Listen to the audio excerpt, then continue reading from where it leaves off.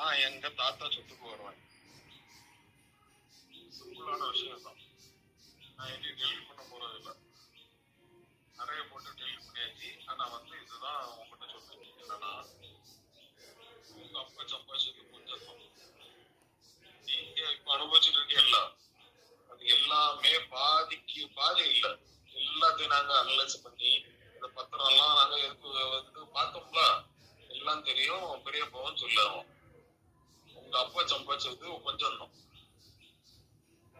நான் எனக்கு எங்க தாத்தா சொத்துல எனக்கு பங்கு இருக்கு. நான் இனி நான் கேஸ் போடுவேன். இப்ப நீங்க ஒரு வீட்டுல இருக்கீங்கல்ல, உன்னை கூப்பிடுவீங்கல்ல, இது உன் வீடு இல்ல, அங்க வந்துருன்னு. அந்த வீட்டுல அந்த வீடு அது எனக்கு எங்க தாத்தா சொத்து. அப்பா சம்பாதிச்சது கிடையாது.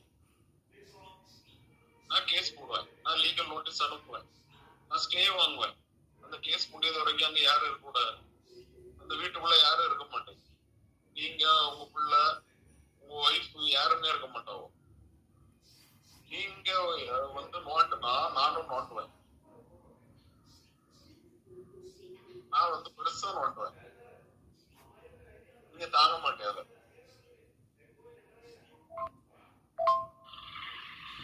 அது உங்க அம்மா நகை கிடையாது, உங்க அப்பா நகை கிடையாது.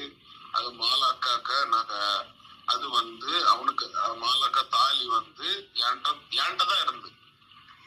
அவ ட்ரீட்மெண்ட்ல இருந்துச்சுன்னா ஃபுல்லா என்கிட்ட தான் இருந்து, என்கிட்ட தான் தந்துட்டு போனோம். ஏன் உங்ககிட்ட தரல? நீங்க ஆஸ்பத்திரியில தானே இருந்து, ஏன் உங்ககிட்ட தரல?